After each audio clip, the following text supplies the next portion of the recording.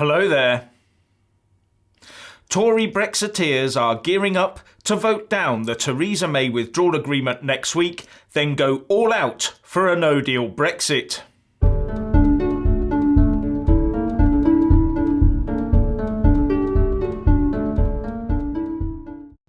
In 6 days' time, our MPs get to vote on Theresa May's deal once again, this time with a twist. Theresa May faces another so-called meaningful vote this coming Tuesday the 12th of March, when once again MPs get to vote on whether to accept her Brussels, or was it Merkel, authored non-Brexit deal.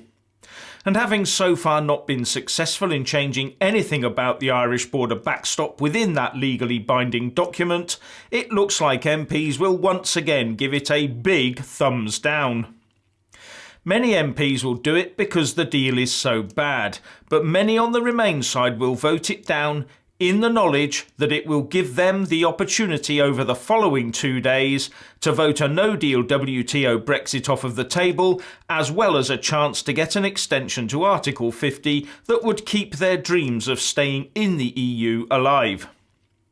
But as I've said before, time and the pile of legislation required to keep us in the EU for any meaningful length of time is now against the Remainers.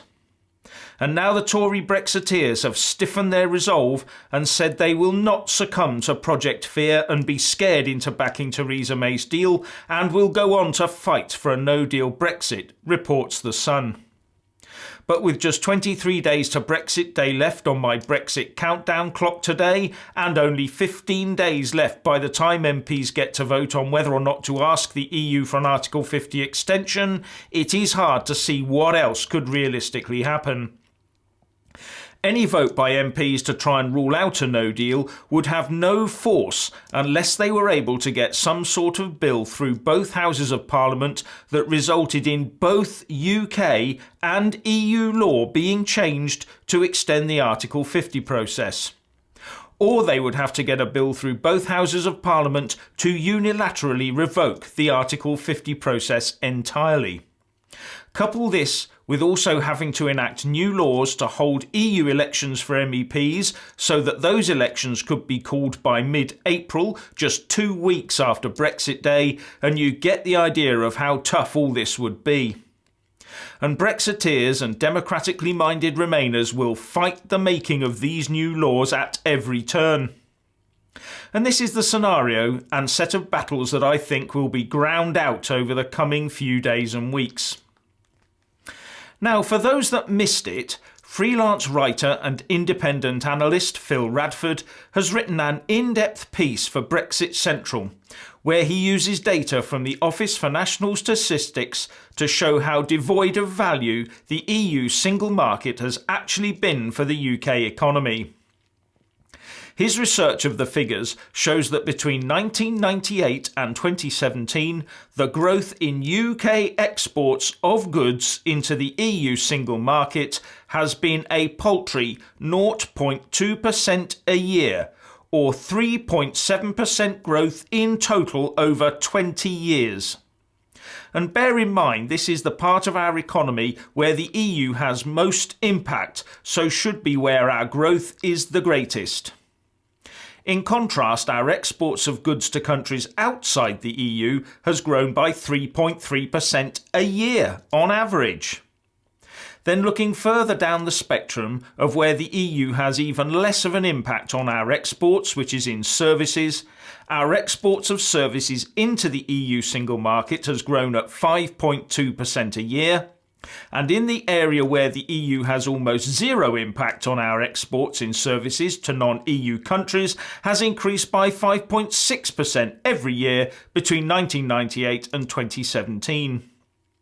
The results are perverse, he writes. The UK's slowest growing export trade since 1998 is goods exports to the EU, which have grown by just 0.% per year since 1998, or 3.7% over 20 years. Yet this is precisely the sector that is supposed to benefit from tariff-free trade within the customs union. But at the same time, imports into the UK from the EU have grown at a strong 3.4% per annum. And with the way the system is set up, our services exports into the EU will never make up for the imbalance of trade in goods with the EU.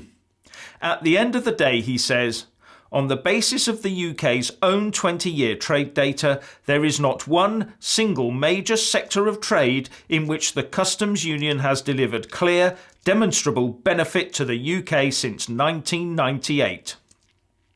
And further, he says that the customs union appears to be converting the UK into a series of tightly controlled captive markets for EU producers. No wonder some EU manufacturers call the UK Treasure Island. I've left a link to the article in the descriptions box below, where the author also provides links to all of the data he has compiled, well worth looking at.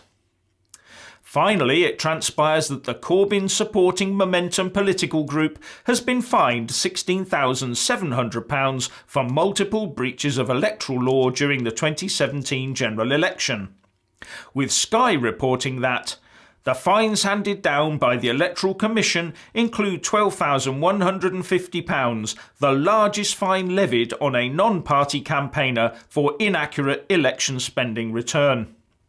So I'm now waiting for all those Remainers out there to insist that there are by-elections wherever this was found to have occurred and where the Labour Party benefited by winning the seat. Surely that would be a consistent call, wouldn't it? So please let us all know what you think by leaving a comment below, and thank you for watching. Please do like and share this video, and also subscribe to my channel. And when subscribing, please do remember to press on the little bell next to the subscribe button. That way you'll get an alert every single time I put up a new video. Thank you very much for watching.